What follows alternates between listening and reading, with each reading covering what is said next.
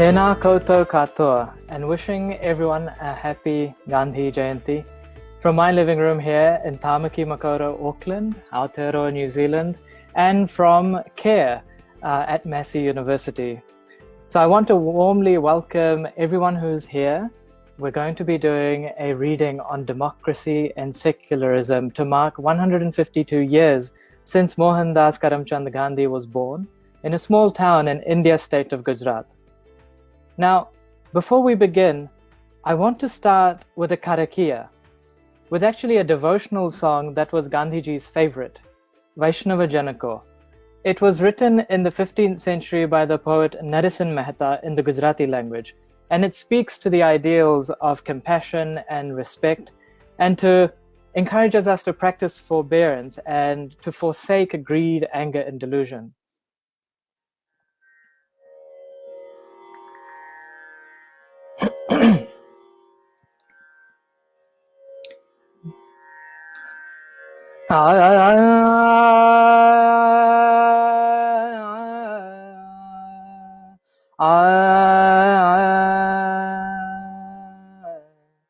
वैष्णव जन तो तेने कहे जय पेड़ पर आए जाने रे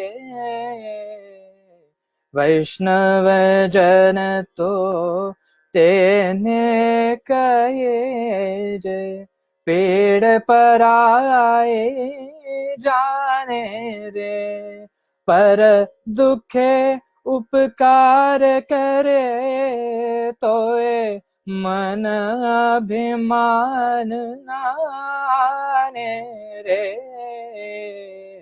वैष्णव जन तो तेने.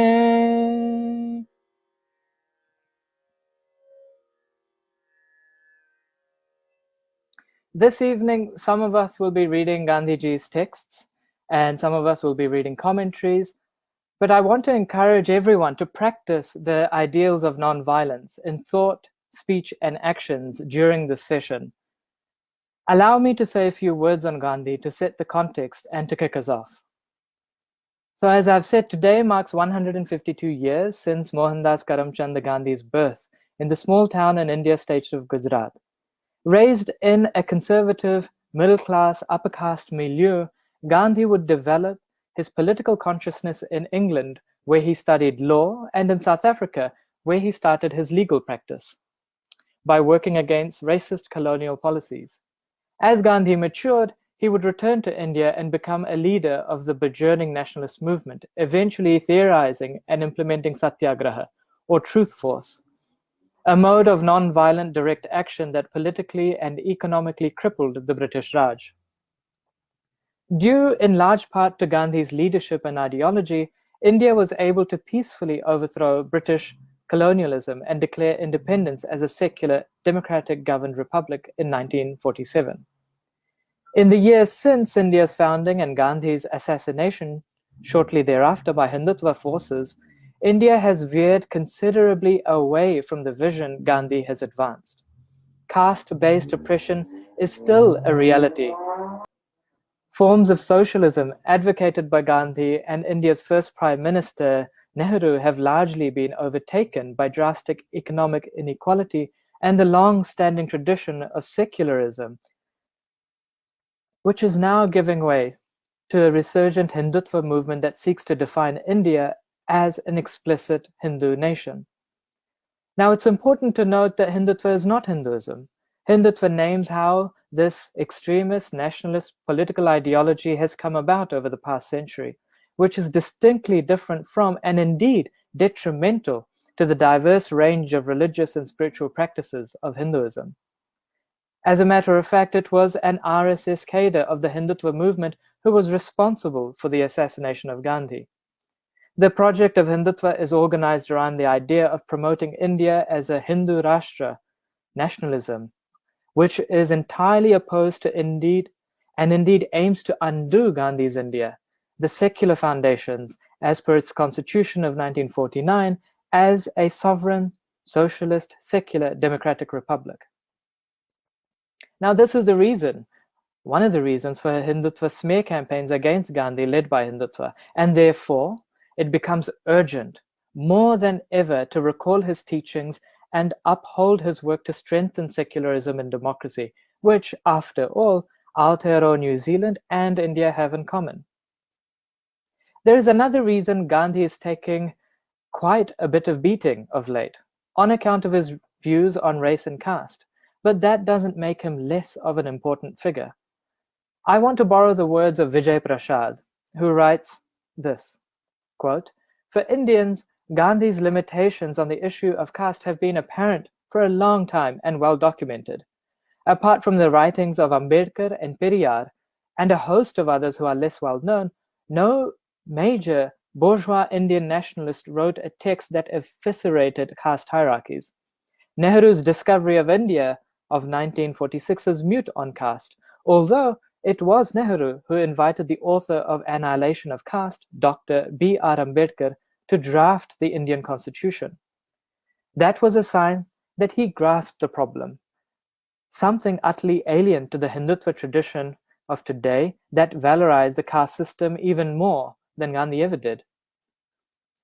No one who studies Gandhi should defend Gandhi's views on race and caste. But it is not enough to say that Gandhi was a man of his times. Many people in his times took strong public positions against both caste and race hierarchies. Gandhi's temperament was conservative. Overthrowing social hierarchies troubled him. And yet, this does not make Gandhi any less of an important figure in the anti-colonial movement. It was Gandhi who turned bourgeois nationalism in India towards the peasantry and helped build the basis for a protracted mass struggle, 1917 to 1947, that broke the back of British imperialism. Gandhi, the real man, disappears into Gandhi, the myth. This took place not after Gandhi's death, but during his life. He inspired people from one end of Asia to the other end of the America to fight against colonialism and all that it stood for. It is impossible to take that away from the historical record, that feat of inspiring the world with a simple message: we refuse to listen to you. But myths are dangerous, and always beneath them are real people, and real people can be a little bit disappointing. For years now, biographers have pulled out all kinds of elements in Gandhiji's life that make the sensitive person uneasy. Scrutiny of the kind given to Gandhi will necessarily tarnish the myth. Now, all these debates are important. No person is saintly. No one should be worshipped.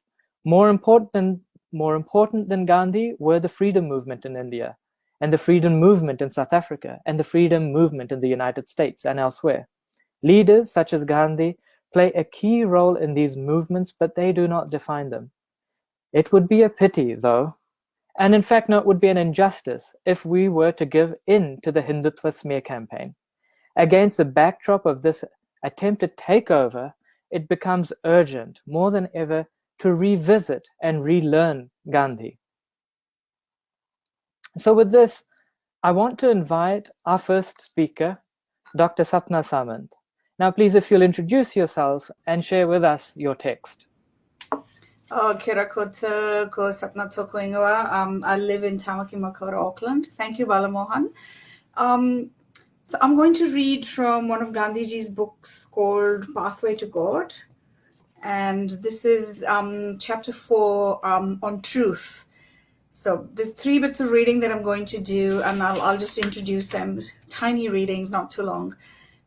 He asks the question, what is truth? What is truth?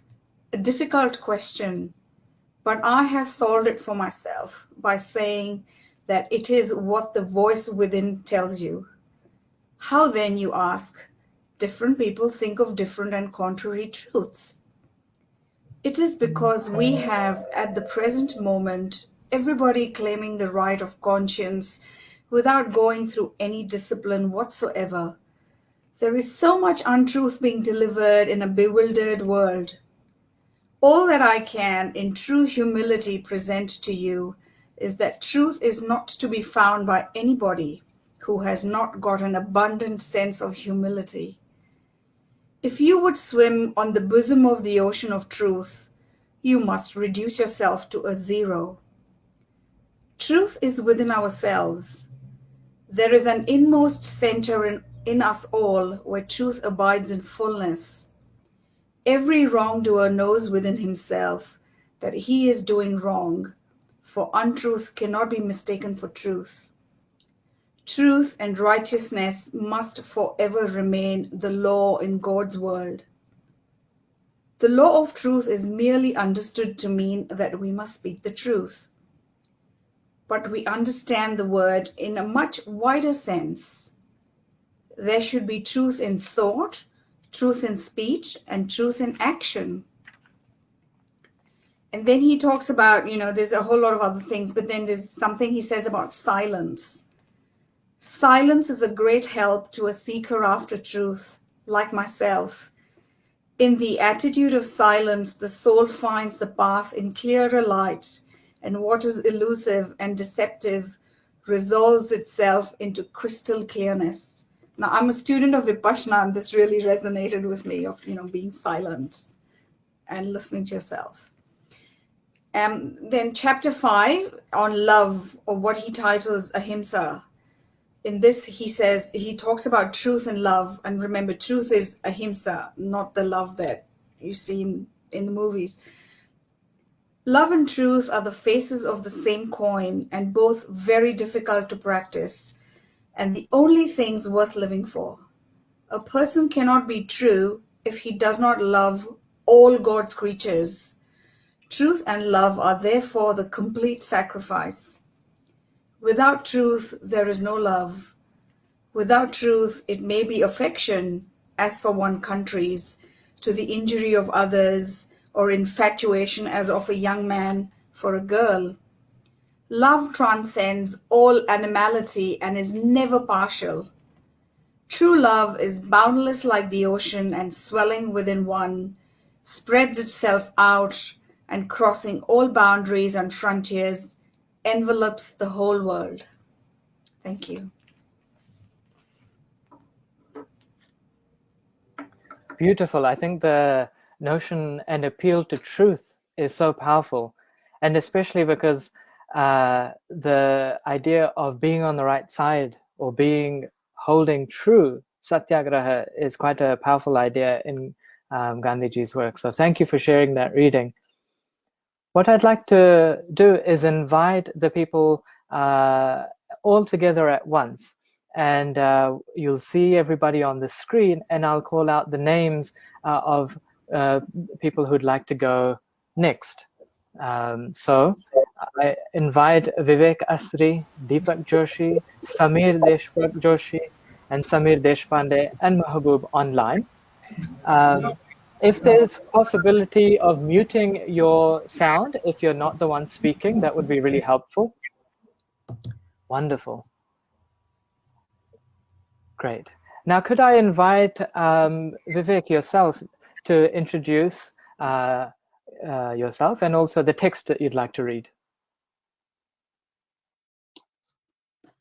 Thank you so much, Professor Datta and everyone else in the CARE for giving me this opportunity at such an opportune moment, which is 2nd of October. And it should be the festival of peace and love for everyone who consider himself a human being. So my name is Vivek. I am the editor of NRI Affairs, which is a news portal, community news portal in Australia. And today I would like to read an essay by Dr. Purushottam Agarwal from JNU. The essay is in Hindi, and I hope everyone can understand Hindi here, because it is, the title itself says a lot. It says, मजबूती का नाम महात्मा गांधी. हम बचपन से सुनते आए हैं मजबूरी का नाम महात्मा गांधी. अक्सर हमारे यहाँ कहा जाता है मजबूरी का नाम महात्मा गांधी. ये एक कहावत जैसा बन गया था. तो प्रोफेसर अग्रवाल ने बहुत खूबसूरती से लिखा है कि मजबूती का नाम महात्मा गांधी कैसे है. तो अब मैं पाठ शुरू करता हूं. पहले मैं भी मानता था कि मजबूरी का नाम महात्मा गांधी है. धीरे धीरे मैंने महसूस किया, और गौर से सोचें तो हम सब महसूस कर सकते हैं कि असल में मजबूरी हिंसा है. हिंसा दृढ़ता और शक्ति को प्रकट नहीं करती. हिंसा मजबूरी को प्रकट करती है. मैं आज तक किसी ऐसे व्यक्ति, विचार या सत्ता के संपर्क में नहीं आया हूं जिसने हिंसा करते हुए ये न कहा हो कि हम तो हिंसा के लिए मजबूर हुए थे। स्टेट हिंसा करता है क्योंकि उसे सिस्टम बनाए रखना है। क्रांतिकारी हिंसा करते हैं क्योंकि स्टेट ने उन्हें विवश कर दिया, मजबूर कर दिया। अध्यापक हिंसा करते हैं क्योंकि बिना हिंसा और अनुशासन के बच्चों को सिखाया नहीं जा सकता। बच्चे हिंसा करते हैं क्योंकि हिंसा के बिना समाज सुनने को तैयार नहीं होता। तो इस उलट बांसी को हम सब आत्मसात किए बैठे हैं, और केवल हम ही नहीं, सारी दुनिया आत्मसात किए बैठी है और मानती है कि अहिंसा मजबूरी का प्रमाण है और हिंसा ताकत का। मुझे लगता है बात उल्टी है। असल में स्वयं हिंसा करने वालों पर अगर आप ध्यान दें, चाहे वे सरकारी अफसर के तौर पर हिंसा करते हों, विचार में हिंसा को सही ठहराते हों, स्टेट के रूप में हिंसा करते हों, किसी भी तरह से हिंसा करने वाले पर अगर आप ध्यान दें तो पाएंगे कि हर हिंसक व्यक्ति विचार में अपने आप को मजबूर, परिस्थितियों के आगे बेबस के रूप में प्रकट करता है। मुझे इस बात का एहसास बहुत देर से हुआ, और इस अल्पता के साथ मैं इस यात्रा को आपके सामने बांटना चाहता हूं, जो यात्रा मजबूरी का नाम महात्मा गांधी से मजबूती का नाम महात्मा गांधी तक की यात्रा है, और ये यात्रा हम सब की हो सकती है। 1989 में मैं अपने दोस्तों के साथ पंजाब गया। हमारी उस यात्रा का उद्देश्य था गांधी जी से बहुत तुच्छ अपने जीवन में, अपने विचार में बहुत छोटी सी प्रेरणा लेते हुए ये समझने की कोशिश करना कि लोग मरने मारने पर उतारू क्यों हो जाते हैं। इसलिए पंजाब में हम तरह तरह के लोगों से मिले, कम्युनिस्टों से, कांग्रेसियों से, भाजपाइयों से, और उन लोगों से जो स्वतंत्र खालिस्तान के लिए उस वक्त आंदोलन चला रहे थे। दमदमी टकसाल ऐसे लोगों का केंद्र था। जब हम वहां गए, हमें विस्तार से खालिस्तानी आंदोलन के तर्क को समझाने के लिए लंबे लंबे लेक्चर पिलाए गए। हम लोग काफी डरे हुए थे, घबराहट भी थी, लेकिन मेरा एक दोस्त अपनी आदत के मुताबिक बहस पर उतारू हो गया और बहस चल पड़ी। उस बहस के बीच एकाएक उस बैठक में जो सबसे ज्यादा बोलने वाला सिख था, उसने अचानक कहा, वैसे जी एक बात है, अगर गांधी जी होते तो पंगा सुलट जाता। हमें ये बात समझ में नहीं आई। हमने पूछा कि आपके कहने का क्या मतलब है, गांधी जी होते तो पंगा सुलट जाता यानी? उसने कहा, देखो ऐसा है, अगर वो होते तो सारे आतंकवाद और सारी गोलाबारी के बावजूद आते और अमृतसर में भूख हड़ताल पर बैठ जाते। मेरे लिए ये एक स्पिरिचुअल एक्सपीरियंस था। मैं ऐसा कुछ नहीं कह रहा हूं कि ये कहने वाला व्यक्ति हिंसा का विरोधी हो गया। मैं ये भी नहीं कह रहा हूं कि ऐसा कहने वाला व्यक्ति गांधी मार्ग पर चला गया या गांधीवादी हो गया। लेकिन गांधी की राजनीति, गांधी का सामाजिक जीवन, गांधी का राजनीतिक जीवन उनके घोर विरोधियों के मन में भी कम्युनिकेशन के प्रति, संवाद के प्रति आस्था उत्पन्न करता है। और ध्यान देने की बात यह है, जिस डर की चर्चा मैं करता रहता हूं, जिस संवाद की संभावना को ही समाप्त कर देने की बात, बातचीत बंद हो जाने की बात, इस पॉसिबिलिटी की बात जब हम करते हैं, उस डर का ये केवल एक अनौपचारिक काम नहीं है। ऐसा भय संवादहीनता को संभव करने वाला भय है। हमें इस बात पर ध्यान देना चाहिए कि जानबूझकर और प्रयत्न पूर्वक ये डर पैदा किया जाता है। दमदमी टकसाल का जो संस्मरण मैंने सुनाया, उससे ऐसा लग सकता है कि गांधी की महत्ता को केवल उनके आत्म बलिदान से समझा जाता है। ऐसा नहीं है। गांधी की महत्ता उनके आत्म बलिदान में, उनके साहस में निश्चित रूप से है, लेकिन वो महत्ता उससे कहीं आगे जाती है। गांधी की महत्ता, गांधी की इंपॉर्टेंस उनके विचार में है, उनकी अंतर्दृष्टि में है, उनके विवेक में है। हमें इस बात को समझना चाहिए। मजबूती का नाम महात्मा गांधी, उस पर थोड़ा सा ध्यान दें। मजबूत शब्द जब्त से बना है। जब्त यानी धीरज करना, सहन करना, धैर्य के साथ खड़े रहना। मजबूत अनिवार्यतः अग्रेसिव व्यक्ति को नहीं कहते हैं। मजबूत उस व्यक्ति को कहते हैं जिसमें धीरज हो, पेशेंस हो, कॉन्शियंस हो। इस अर्थ में गांधी जी की मजबूती इंस्पिरेशनल है और एजुकेशनल भी। हमारा समय क्रूर हिंसा के सिंप्लीफिकेशन और डिसेंट्रलाइजेशन का समय है। दूसरी चीजों का डिसेंट्रलाइजेशन हुआ हो या ना हुआ हो, जैसे पावर का, मनी का, उद्योगों का, लेकिन आप अगर अपने आसपास के समाज को देखें तो क्रूरता और हिंसा का एक अभूतपूर्व डिसेंट्रलाइजेशन हुआ है। अब क्रूरता और हिंसा केवल सिस्टम का पार्ट नहीं है। आज के क्रांतिकारी भी केवल सफाया नहीं करते, विधिवत और व्यवस्थित रूप से टॉर्चर करते हैं।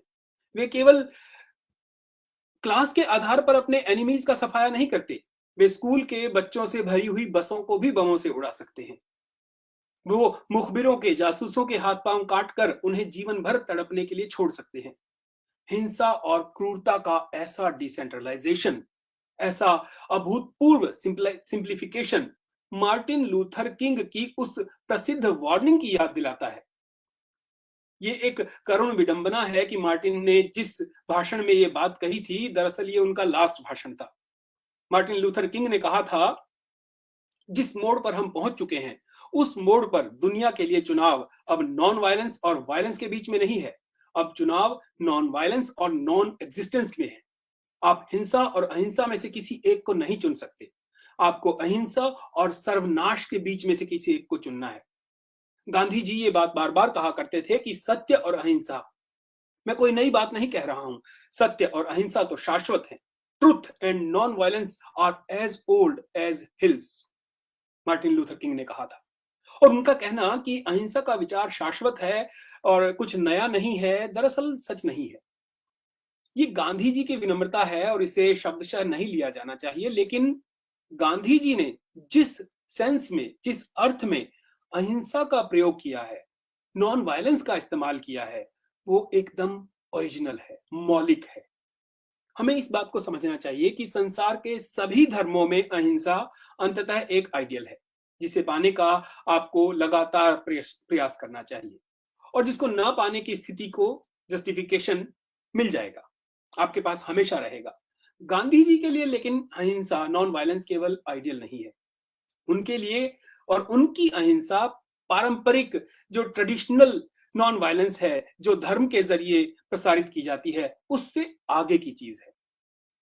संसार का हर धर्म पवित्र और अपवित्र हिंसा के बीच में अंतर करता है। संसार का हर धर्म वध और हत्या के बीच में अंतर करता है। हत्या यानी मर्डर अस्वीकार्य है, वध न केवल स्वीकार्य है बल्कि कई स्थितियों में अलाउड है।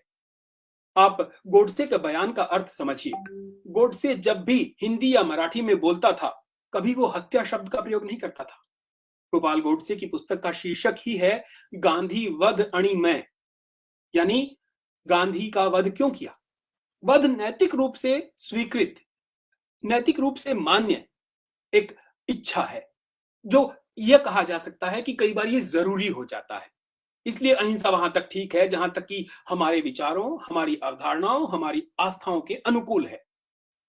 अहिंसा अपने आप में कसौटी नहीं है, बल्कि अहिंसा एक ऐसी टेक्निक है, एक ऐसी मान्यता है जिसे हम आस्था की कसौटी पर कसते हैं।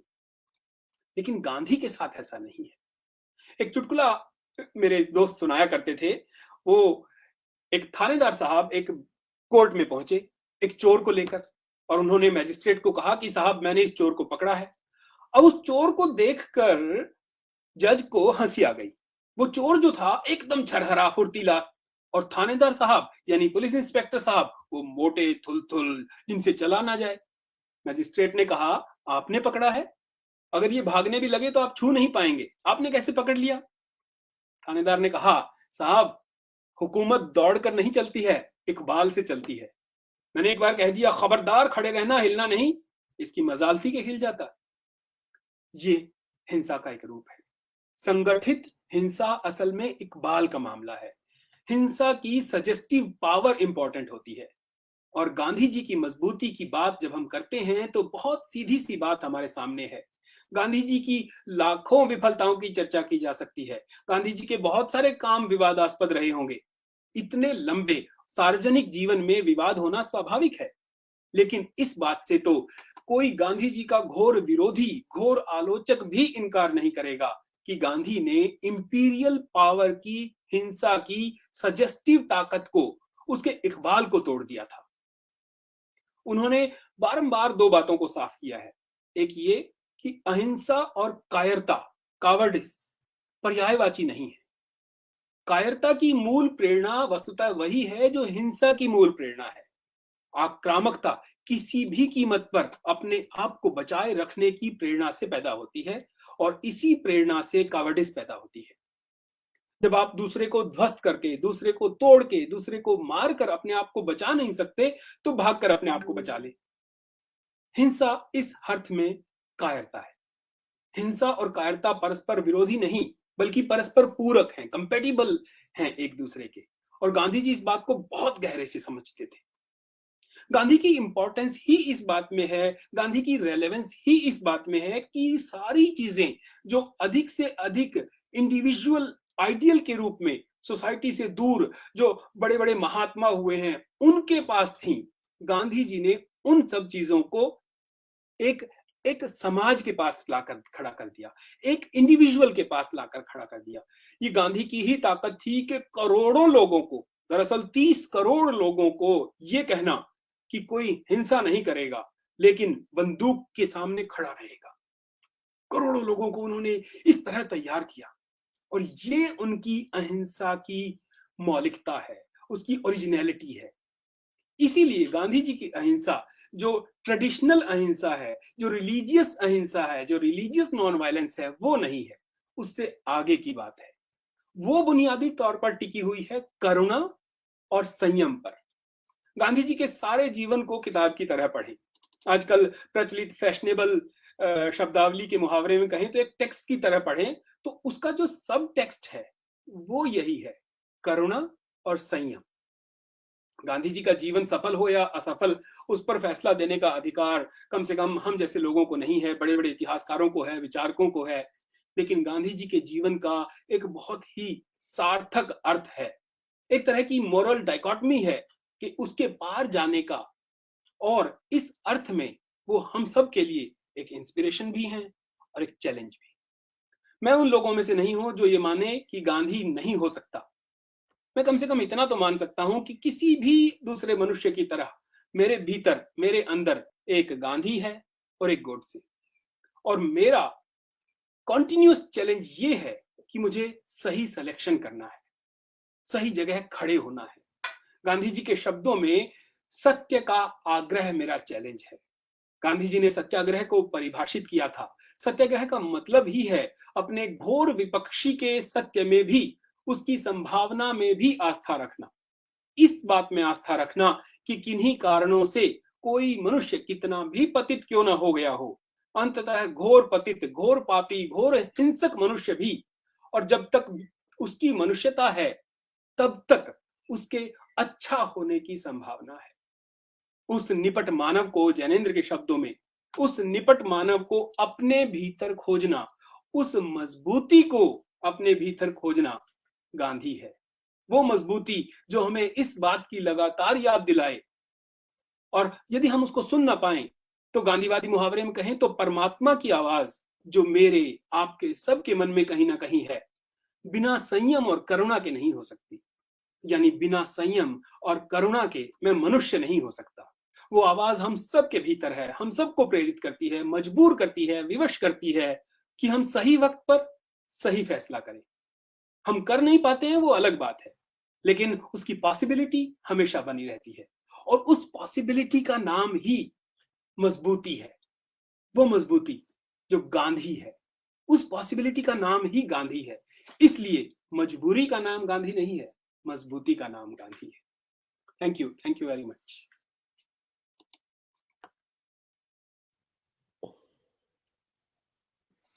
How beautiful, Vivekji. Thank you so much for sharing that, and thank you for sharing it in Hindi as well. It's so incredible to hear you speak and to be reminded of the possibility of Gandhi. To emphasize possibility is really powerful. I'd like to invite Harunji next to go and introduce yourself. It's lovely to see all your faces, and then share with us what you'll be reading. So over to you. Thanks, Bala. Look, my name is Harun. I'm a doctor here in Australia, and I've had the privilege of being here thanks to Mohan, with whom we've been working closely on a few issues that's happening in the Indian diaspora. And I think Gandhi's birthday today and what I'm going to read has relevance to that. And that is about, Hindu, Muslim syncretism, right?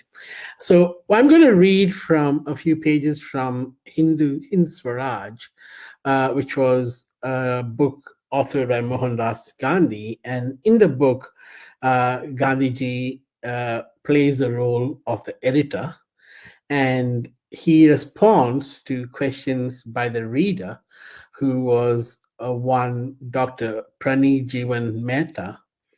And the reader voices common beliefs and arguments that are made to this day, especially in the context of Hindutva. And Gandhi explains why those arguments are flawed, and he says, look, it is my duty to patiently to remove your prejudice. So this is about removing prejudice, and I don't know how much time I have, but I'll read a few questions. And then we'll take it from here. I certainly won't be as powerful as Vivek Ji was. It was just a tour de force, but I'll give it a go. So I'm reading from chapter 10, Condition of India. And this is about Hindus and Mohammedans, who were Muslims were called Mohammedans then. And Gandhi, being the editor, answers, the reader asks Gandhi the question, I am impatient to hear your answer to my question. Has the introduction of Mohammedanism, which is Islam really, not unmade the nation? And that's just, that has strong resonances to what's being asked today. And Gandhi, in his role as an editor, says, India cannot cease to be one nation because people belonging to different religions live in it. The introduction of foreigners does not necessarily destroy the nation. A country is one nation only when such a condition obtains in it. The country must have a faculty of assimilation. For assimilation, India has ever been such a country. In reality, there are as many religions as there are individuals. But those who are conscious of the spirit of nationality do not interfere in one another's religion. If they do, they're not fit to be considered a nation. If Hindus believe that India should be peopled only by Hindus, they are living in a dreamland. The Hindus, the Mohammedans, the Parsis, and the Christians who have made India the country are fellow countrymen, and they will have to live in unity, if only for their own interest. In no part of the world are one nationality and one religion synonymous terms, nor has it ever been so in India. So the reader goes on to ask the next question, again, which is asked today, is what about the inborn enmity between Hindus and Muslims? I find it amusing because I didn't know that you could have genetic mutations that cause inborn enmity. But anyway, Gandhi goes on in his role as an editor again, goes to, address those prejudices that happen as of today, so it's very relevant. And he says the phrase has been invented by our mutual enemy. I think he was referring to English, who were trying to create those divisions.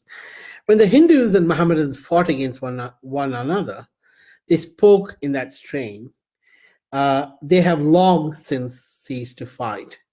How then can be there any inborn enmity? Pray remember this too, that we did not cease to fight only after the British occupation. The Hindus flourished under Muslim sovereigns and Muslims under the Hindu. Each party recognized that mutual fighting was suicidal, and neither party would abandon its religion by force of arms. Both parties, therefore, decided to live in peace. With the English advent, quarrels are recommenced. The proverbs you have quoted were coined when both were fighting. To quote them now is obviously harmful. Should we not remember that many Hindus and Mohammedans own the same ancestors and the same blood runs through their veins? Do people become enemies because they change religion? Is God of the Mohammedan different from the God of the Hindu? Religions are different roads converging to the same point. Wherein is the cause for quarreling? Moreover, there are deadly proverbs as between the followers of Shiva and those of Vishnu, yet nobody suggests that they do not belong to the same nation. It is said that Vedic religion is different from Jainism, but the followers of the respective faiths are not different nations. The fact is, we have become enslaved and therefore quarreled, and like to have our quarrels decided by a third party. There are Hindu iconoclasts as there are Mohammedan. The more we advance in true knowledge, the better we shall understand that we need not be at war with those whose religion we may not follow. And then he goes on to another very topical question. Now, I would like to know your views on cow protection. This is because a lot of Muslims have been lynched because of the cow protection laws in India. And so again, Gandhi, as an editor, intercedes and tries to address those prejudices. And he says, I myself respect the cow. That is, I look upon her with affectionate reverence. The cow is the protector of India because being an agricultural country, she is dependent on the cow. The cow is the most useful animal in hundreds of ways. Our Mohammedan brethren will admit this. But just as I respect the cow, so do I respect my fellow men. As man is just as useful as the cow, no matter whether it be Mohammedan or Hindu. Am I then to fight with or kill a Mohammedan in order to save a cow? In doing so, I would become the enemy of the Mohammedan as well as of the cow. Therefore, the only method I know of protecting the cow is that I should approach my Mohammedan brother and urge him for the sake of the country to join me in protecting her. If he would not listen to me, I should let the cow go for the simple reason that the matter is beyond my ability. If I were full of pity for the cow, I should sacrifice my life to save her, but not take my brother's. This I hold is the law of our religion. When men become obstinate, it is a difficult thing. If I pull one way, my Muslim brethren will pull the other. My Muslim brother will pull another. If I put on superior airs, he will return the compliment. If I bow to him gently, he will do it much more so and return the compliment. And return the compliment. And if he does not, I shall not be considered to have done wrong in having bowed. When Hindus become insistent, the killing of cows increased. It is a disgrace to us, and we should need such societies. When we forget how to protect cows, When we forget how to protect cows, I suppose we need. We needed such societies. What am I to do when a blood brother is on the point of killing a cow? Am I to kill him or to fall down at his feet and implore him?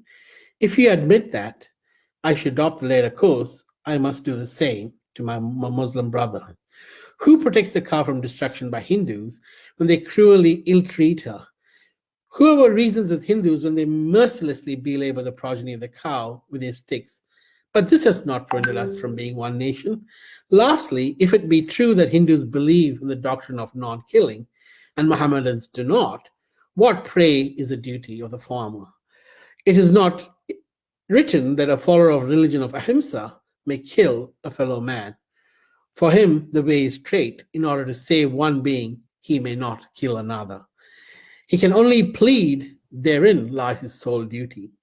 But does every Hindu believe in ahimsa? Going to the root of the matter, not one man really practices such religion because we do destroy life. We are said to follow that religion because we want to obtain freedom from liability to kill any kind of life. Generally speaking, we may observe that Hindus partake of meat and are not, therefore followers of ahimsa. It is therefore preposterous to suggest that the two cannot live together amicably because the Hindus believe in ahimsa and the Mohammedans do not. These thoughts are put into our minds by selfish and false religious teachers. The English put the finishing touch. They have a habit of writing history. They pretend to study the manners and customs of all peoples. God has given us limited mental capacity. but they usurp the function of the Godhead and indulge in novel experiments. They write about their own researches in most laudatory terms and hypnotize us for believing them. We, in our ignorance, then fall at their feet. Those who do not wish to misunderstand things may read up the Quran, and they will find therein hundreds of passages acceptable to Hindus, and the Bhagavad Gita contains passages to which a Mohammedan cannot take exception. Am I to dislike the Mohammedan because there are passages in the Quran that I do not understand or like? It takes two to make a quarrel. If I do not want to quarrel with the Mohammedan, the latter will be powerless to foist a quarrel on me. And similarly, I should be powerless if a Mohammedan refuses his assistance to quarrel with me. An arm striking the air will become disjointed. If everyone will try to understand the core of his religion and adhere to it, and will not allow false teachers to dictate to him, there will be no room left for quarreling. I have one more question. Should I go ahead or maybe? Okay, I will. So the last question is, the reader is asked, but would the English ever allow the two bodies to join hands? Or shall I skip this? I think I've just run out of time.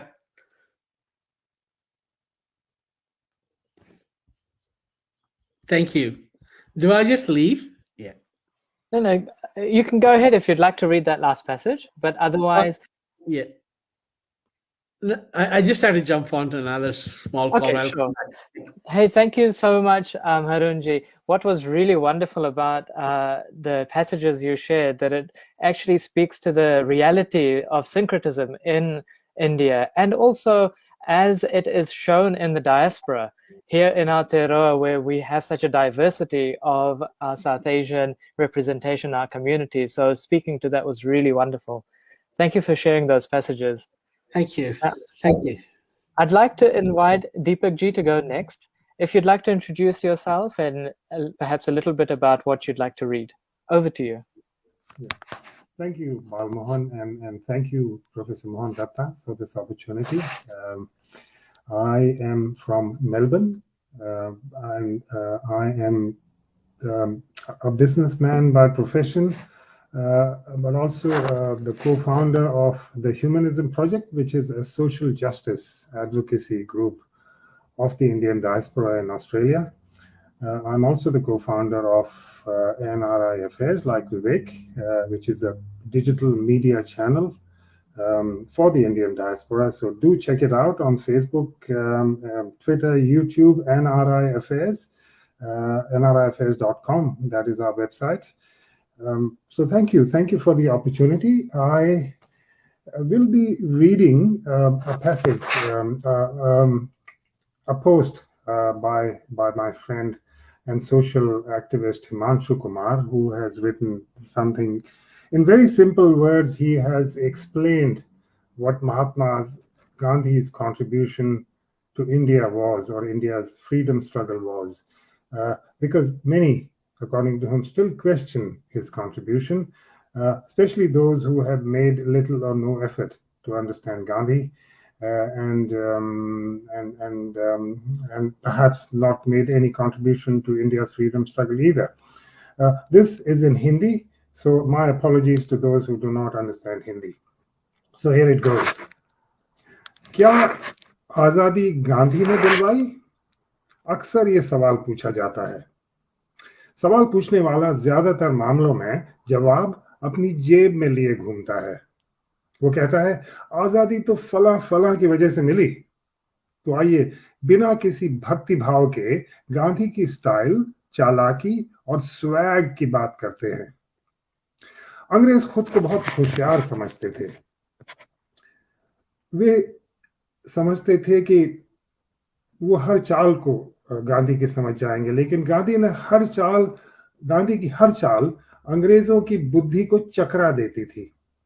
और मजे की बात यह है कि गांधी अपने हर अगले कदम की सूचना अपने विरोधी को सबसे पहले दे देते थे, लेकिन विरोधी तो सबसे पहले ही चित हुआ पड़ता था. अंग्रेज भारत में कच्चा माल हड़पने और अपना तैयार माल बेचने के लिए कब्जा किए बैठे थे. गांधी ने इस चाल की काट क्या की?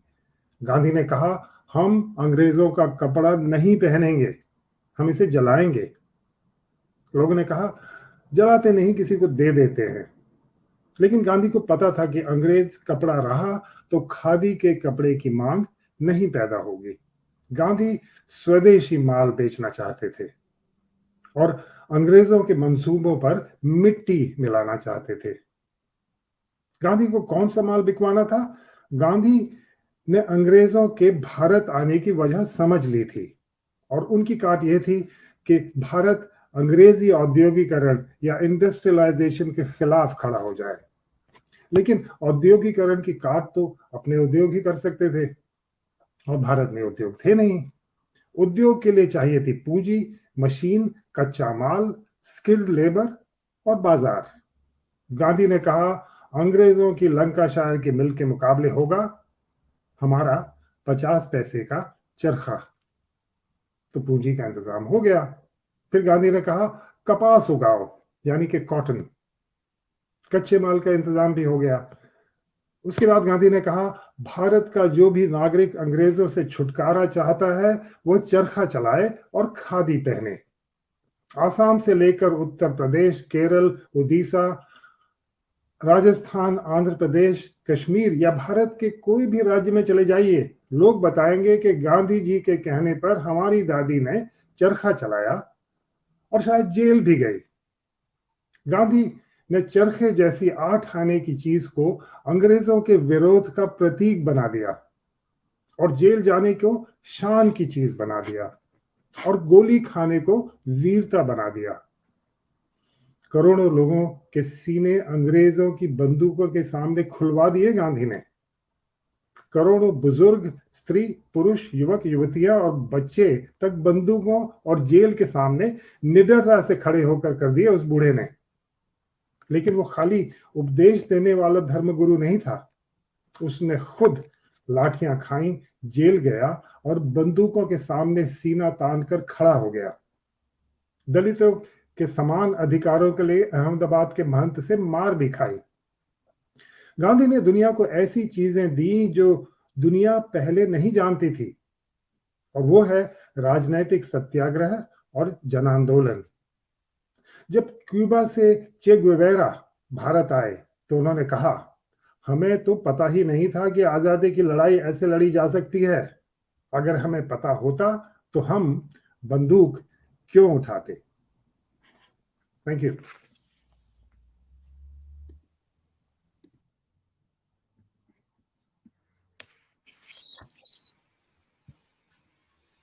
Wonderful. Thank you so much. I love the idea of this swag of Gandhiji. That idea is beautiful. And to recall how that the wheel became such an important tool for the anti-colonial movement. So it's really beautiful that you shared that. Can I call next upon Samirji, if you'd like to introduce yourself and the text that you're reading? Over to you. Yeah, thank you very much. I'm joining from Brisbane in Australia. Actually, I got this information pretty late, so I'm outside right now, sitting next to the Brisbane River. So anyway, I'm still very excited to join you guys.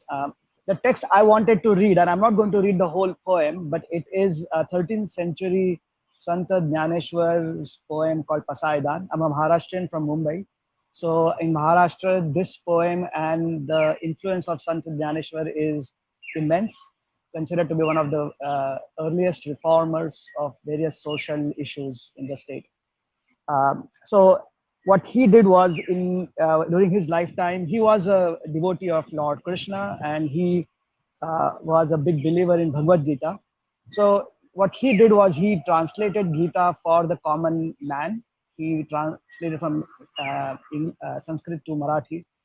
And so that book called Jnaneshwari has become a folklore in the state, and people read it. Even today, there are a lot of kirtans, bhajans that take place trying to speak out the lessons from that. Particularly, it's quite a big book to read, but particularly the last, the poem that is in the end of the book, almost like an epilogue, called Pasaidan has become a very important text for Maharashtrians, if not for the world. And interestingly, it became very popular recently because Amir Khan talked about it a few years ago in Aapki Adalat, television program, and suddenly it had a different level of popularity. So I thought I will just read the first 3 couplets of Pasaidan, and which is in Marathi. It's actually an old Marathi style. Even for me, it becomes a bit difficult to understand it. But of course, I know because I have read about it quite a few times. So I will read the first 3 couplets, and then I will explain why I thought this was relevant to today's event. I don't have my glasses with me, so I'm going to make the most I can by reading from the website. So this is how it goes. Ata Vishwatmake Deve Yene Vagyadne Toshave Toshoni Mazad Dyave Pasaidan He Je Kharanchi Venkati Sando Taya Satkarmi Rati Vadho Bhutan Paraspare Pado Mitra Jivache Duritanche Timira Zavo Vishwaswadharme Surya Paho Jo Ze Vanchila Tote Laho Trani Jata. So these are the first 3 couplets of his poem. And I'll tell you why it is.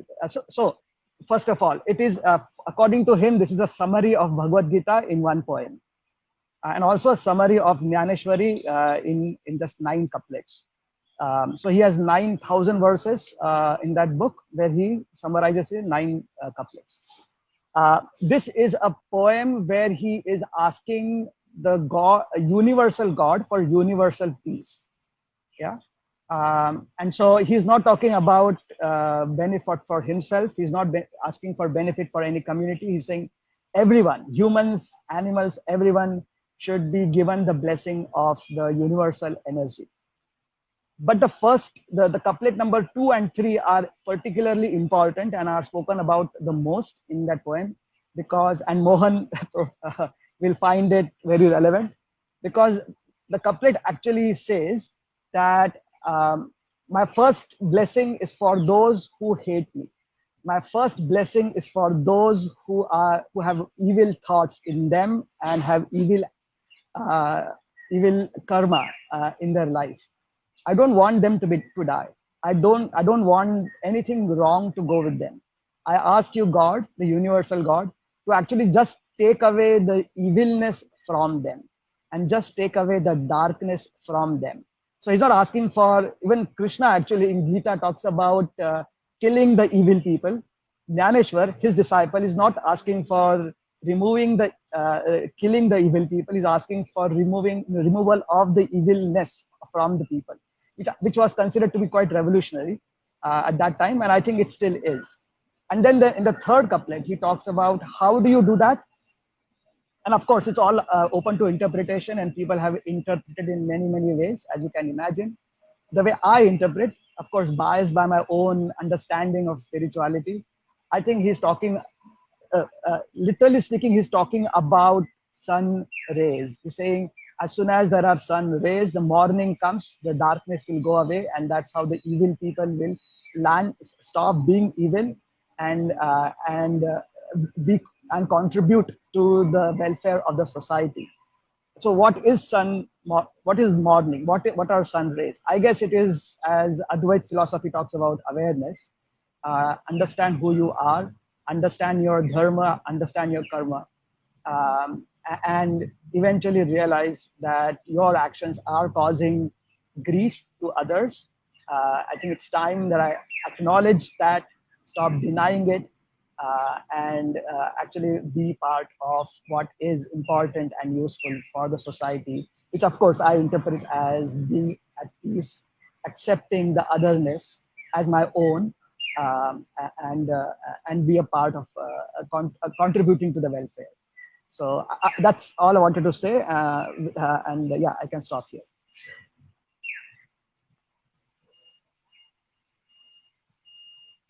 How beautiful. Thanks for being patient while we came back online. But that was so powerful. As my last name gives away, My father's side of the family is also Marathi, and the bhajans, the abhang that are composed by Jnani sir are just so powerful in speaking to this idea of love and compassion. That was really a great reminder. And also this really powerful idea of attending to the other that is in us, the idea of otherness. It's great to be reminded. For the next reading, can I invite Mahabubji? And please introduce yourself and share what you'd like to read tonight. Good afternoon. This is MD Mahabubur Rahman. I am doing my PhD on communication and journalism at Massey University, New Zealand. I am now from the city Palmerston North, New Zealand. I will read an article in Bangla. I am originally from Bangladesh, so I will read the article in Bangla. The article was published by BBC in 2019 on the birth anniversary of Gandhiji. The title of the article is Gandhi বিদ্রোহী কিশোর থেকে ভারতের জাতির জনক, that is Gandhi from rebel teenager to the father of the nation of India. Again I mention the title Gandhi বিদ্রোহী কিশোর থেকে ভারতের জাতির জনক। 1940 সাল প্রতাপশালী এক সাম্রাজ্য পরাজিত হয়েছিল সাদা সিধে পোশাকের এক ব্যক্তির কাছে। তিনি মোহনদাস করমচাঁদ গান্ধী, যিনি মহাত্মা গান্ধী হিসেবেই বেশি পরিচিত। মহাত্মা, যার অর্থ হচ্ছে মহান আত্মা, দ্য গ্রেট সোল। সেই সময় ভারত ছিল ব্রিটিশ শাসনের অধীনে। পৃথিবীর অনেকগুলো দেশ তখন ব্রিটিশদের উপনিবেশিক শাসনের অধীনে ছিল। একজন প্রজ্ঞার অধিকারী রাজনৈতিক কর্মী হিসাবে গান্ধী ব্রিটিশ শাসন থেকে ভারতের স্বাধীনতা এবং গরিব মানুষের অধিকারের জন্য সংগ্রাম করেছেন। তার অহিংস বিক্ষোভের উদাহরণ আজকের দিনে এখনো বিশ্বজুড়ে সমাদৃত। তার জন্মবার্ষিকীতে মহাত্মা গান্ধীর জীবনের কিছু গুরুত্বপূর্ণ সময়ের দিকে ফিরে তাকাবো আমরা। অভিজাত পরিমণ্ডলে জন্ম। 1869 সালে 2 অক্টোবর ভারতের উত্তর পশ্চিমাঞ্চলীয় রাজকীয় প্রাদেশিক এলাকা পোরবন্দরে মোহনদাস করমচাঁদ গান্ধীর জন্ম। তার অভিজাত পারিবারিক ঐতিহ্য রয়েছে। তার বাবা ছিলেন প্রাদেশিক মুখ্যমন্ত্রী। তার মা ছিলেন একজন অত্যন্ত ধার্মিক মহিলা, যিনি পুত্রের মধ্যে দৃঢ় হিন্দু নৈতিকতার সঞ্চার করেছিলেন। নিরামিষ ভোজন, ধর্মীয় সহনশীলতা, সহজ সাধারণ জীবনযাপন এবং অহিংসার উপর জোর দিয়েছিলেন তিনি। বাবার মৃত্যু শয্যায় অনুপস্থিতি। গান্ধীর বয়স যখন 13 বছর, তখন তার বিয়ে হয় 14 বছর বয়সী স্থানীয় এক কিশোরী কস্তুরবার সাথে। টিনএজার গান্ধী তার পরিবারের কঠোর ধর্মীয় বিশ্বাসের বিরুদ্ধে অবস্থান নেন। তিনি মাংস খাওয়া শুরু করেন। এমনকি তিনি পতিতালয়েও যেতেন, যদিও গান্ধী বলেছেন যে তিনি কখনো সেখানে কোনো ধরনের যৌন সম্পর্ক স্থাপন করেননি। পরে তিনি লেখেন, আমি পাপের গহ্বরে ঢুকে পড়েছিলাম, কিন্তু ঈশ্বর তার অসীম করুণায় আমাকে আমার নিজেরই কাছ থেকে রক্ষা করেছেন। তবুও তিনি প্রতিটি অনৈতিক কাজের জন্য পরে অনুতপ্ত হতেন। যখন তার বাবা মৃত্যুশয্যায়, সে সময় গান্ধী তার স্ত্রীর সঙ্গে সময় কাটাচ্ছিলেন এবং বাবার মৃত্যুর মুহূর্তে কাছে থাকতে পারেননি। এই গ্লানি তাকে তাড়া করেছে সব সময়। নিজের জীবনীতেও গান্ধী লিখেছেন এই বিষয়টি তাকে কতটা অপরাধ বোধে আক্রান্ত করেছে। তিনি বলেন, আমি অত্যন্ত লজ্জিত এবং দুঃখিত বোধ করছিলাম। আমি দৌড়ে বাবার ঘরে ছুটে গেলাম। দেখলাম যদি পাশবিক প্রবৃত্তি আমাকে অন্ধ করে না রাখতো, তাহলে বাবা আমার নিজের হাতের ওপরই মারা যেতেন। যখন স্ত্রী গর্ভবতী হলেন এবং জন্মের পরপরই তাদের সন্তানের মৃত্যু হয়, গান্ধী এটাকে মনে করলেন তার ওই অনুপস্থিতির ঐশ্বরিক শাস্তি হিসাবে। ব্রহ্মচর্য ব্রত।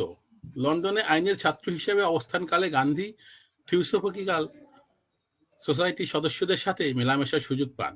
তারা গান্ধীকে উৎসাহিত করেন আরো নিবিড়ভাবে হিন্দু ধর্মীয় গ্রন্থ এবং বিশেষ করে ভগবত গীতা পাঠে।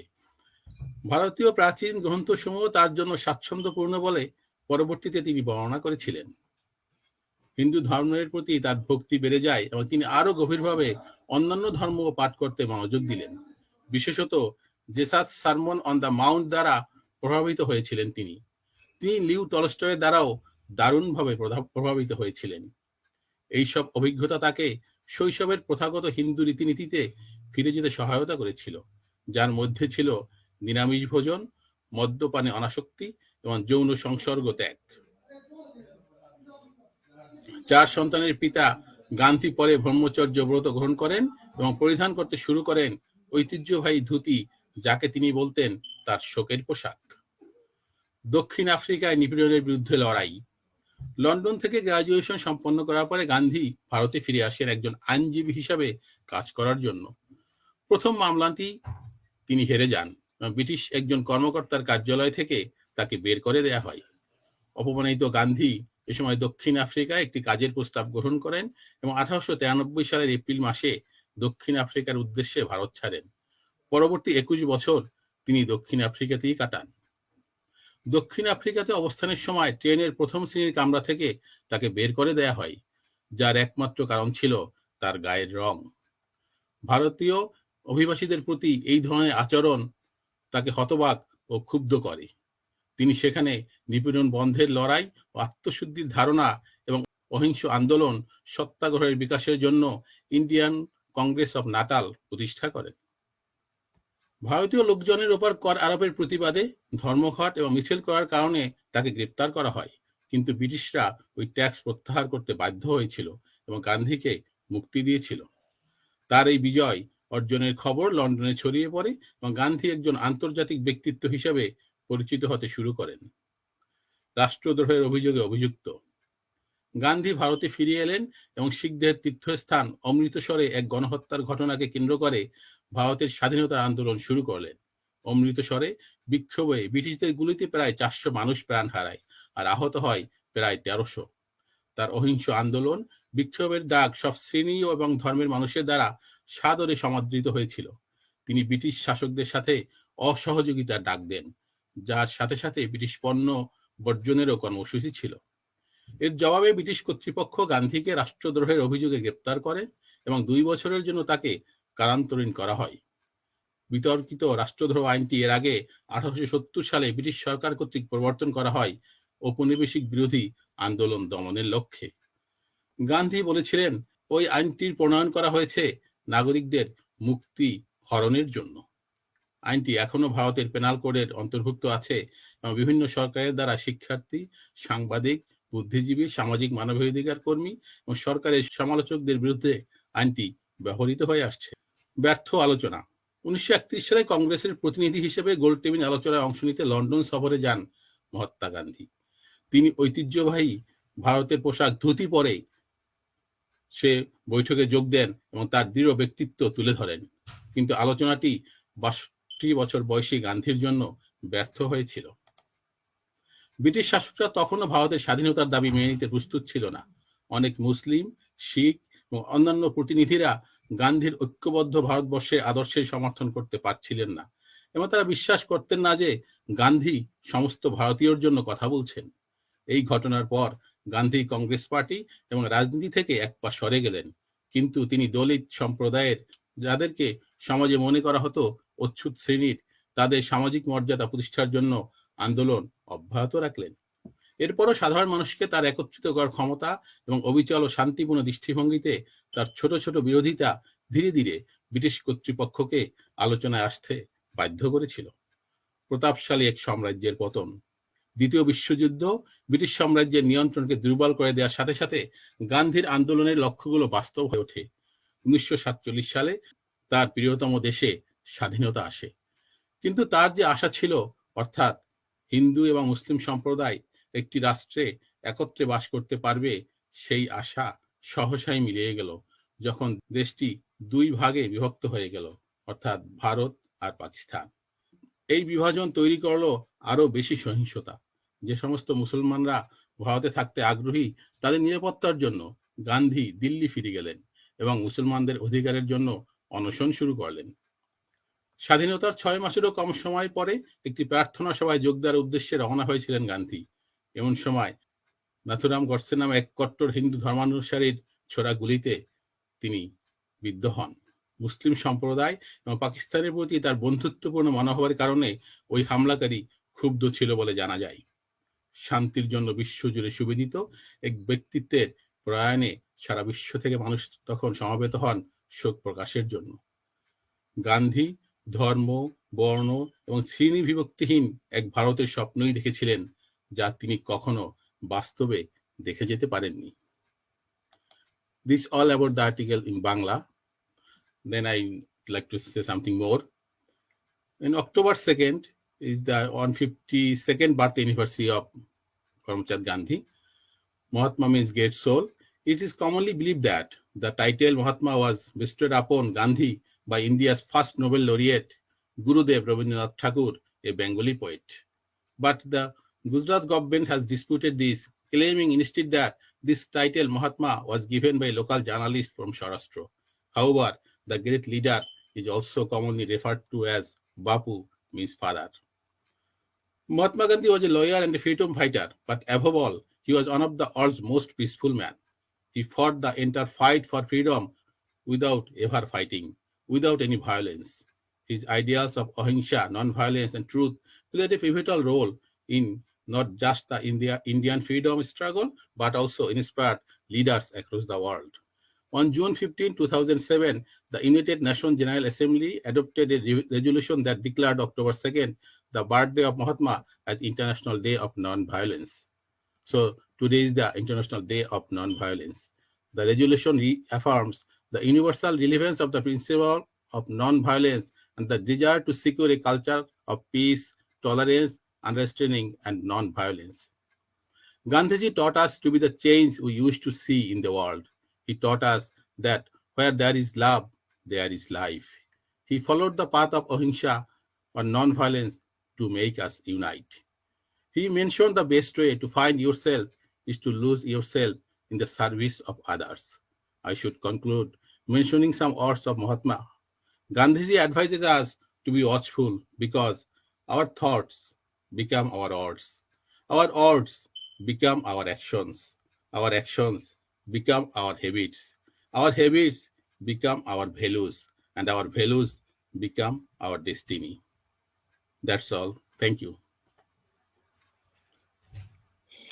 How beautiful. Thank you, Mahbubji, especially the narrative about Gandhi and all his struggles that you shared in Bangla, and also helping to reiterate this teaching of non-violence and of harmony across castes and creeds. This is really wonderful to hear.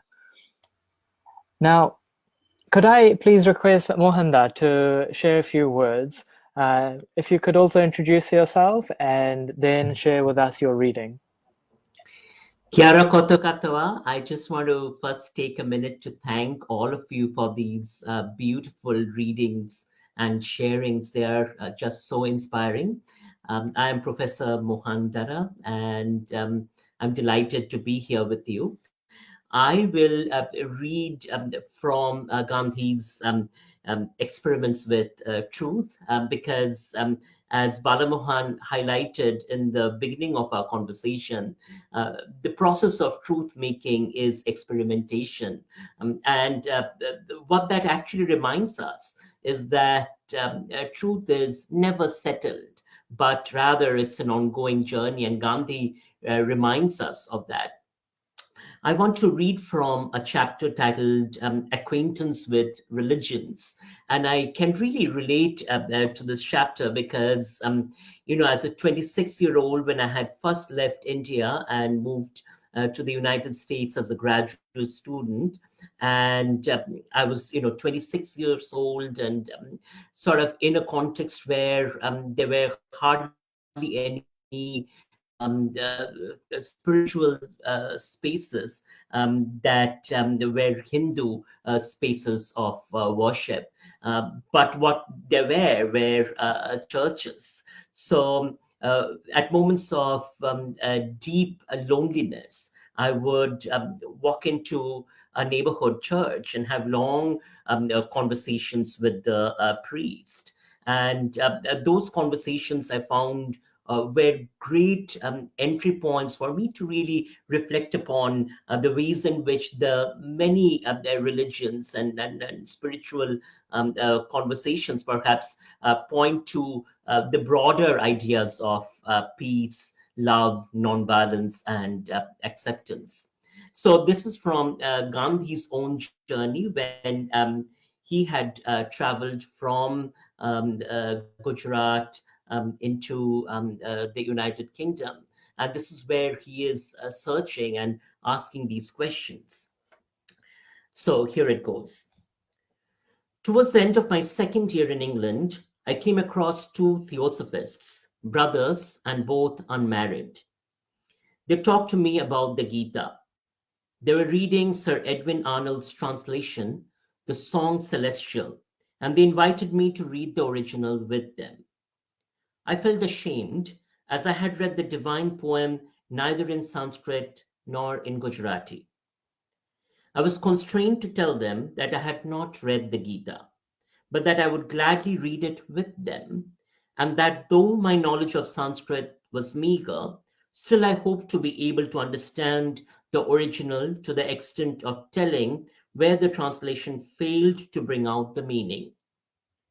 I began reading the Gita with them. The verses in the second chapter. If one ponders on the objects of the sense, there springs attraction.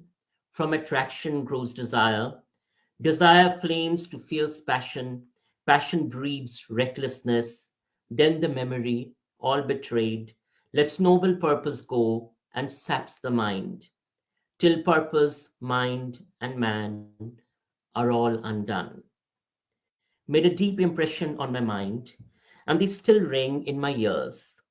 The book struck me as one of priceless worth. The impression has ever since been growing on me, with the result that I regard it today as the book par excellence for the knowledge of truth. I've read almost all the English translations of it, and I regard Sir Edwin Arnold's as the best. He has been faithful to the text, and yet it does not read like a translation. Though I read the Gita with these friends, I cannot pretend to have studied it then. It was only after some years that it became a book of daily reading. The brothers also recommended The Light of Asia by Sir Edwin Arnold, whom I knew till then as the author only of the Song Celestial, and I read it with even greater interest than I did the Bhagavad Gita. Once I had begun, as I could not leave off. They also took me on one occasion to Madame Blavatsky Lodge and introduced me to Madame Blavatsky and Mrs. Besant. The latter had just then joined the Theosophical Society, and I was following with great interest the controversy about her conversion. The friends advised me to join the society, but I politely declined. With my meager knowledge of my own religion, I do not want to belong to any religious body. I recall having read, at the brothers' instance, Madame Blavatsky's Keys to Theosophy. This book stimulated in me the desire to read books on Hinduism and disabused me of the notion fostered by the missionaries that Hinduism was rife with superstition. About the same time, I met a good Christian from Manchester in a vegetarian boarding house. He talked to me about Christianity. I narrated to him my Rajkot recollections. He was pained to hear them. He said, "I'm a vegetarian. I do not drink. Many Christians are meat eaters and drink, no doubt. But neither meat eating nor drinking is enjoined by Scripture. Do please read the Bible." I accepted his advice, and he got me a copy. I have a faint recollection that he himself used to sell copies of the Bible, and I purchased from him an edition containing maps, concordance, and other aids. I began reading it, but I could not possibly read through the Old Testament. I read the book of Genesis, and the chapters that followed invariably sent me to sleep. But just for the sake of being able to say that I had read it, I plodded through the other books with much difficulty and without the least interest or understanding. I disliked reading the book of Numbers, but the New Testament produced a different impression, especially the Sermon on the Mount, which went straight to my heart. I compared it with the Gita, the verses. But I say unto you that ye resist not evil, but whosoever shall smite thee on thy right cheek, turn to him the other also. And if any man take away thy coat, let him have thy cloak too. Light beyond measure, and put me in my mind of shamal bhats, for a bowl of water, give a godly meal, etc.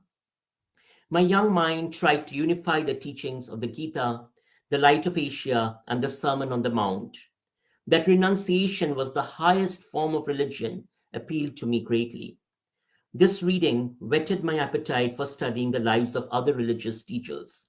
A friend recommended Carlyle's Heroes and Hero Worship. I read the chapter on the hero as a prophet and learned of the prophet's greatness and bravery and austere living. I will end there. And what I just want to say is what is so powerful in this particular reading is its attention to the notion of plural readings and plural anchorings, connecting the question of the spirit and religion to reason. And I thought that that's really relevant to our conversation today. Thank you so much, Mohanda, for sharing that reading. I especially enjoy the choice of this text in respect to his journeys outside of India as a young man. And that connects a lot with, I imagine, many of us situated in the diasporas of the different parts of the world, us here in Tamaki Makaurau, Aotearoa, many of you who zoomed in from Australia. So it's really touching to hear that many of our struggles in the diaspora are connected through the same kind of spirit of searching. I want to thank everybody who shared their readings today on this day of Gandhi Jayanti. As I said at the beginning, I think it's more urgent than ever, this lesson of secularism and democracy that we live through and that we demonstrate in our practices. After all, it's something that we share in Aotearoa and with India. And so upholding those principles becomes such an important project. I'd like to close now with a karakia that I think speaks really strongly to this sense of wanting to move forward with restrictions aside. It translates like this. It translates, restrictions are moved aside, so the pathway is clear. To return to everyday activities, enriched, unified, and blessed. Ka whakaairia te tapu, kia wātea ai te ara, kia tūruki whakataha ai, huia e taikie. Thank you everybody for joining us, and this recording will be shared on Facebook so that you can return in detail to some of those texts that were shared. And from me here in Tamaki Makaurau, after having the sun set, I wish you a good evening and a good night, and go well.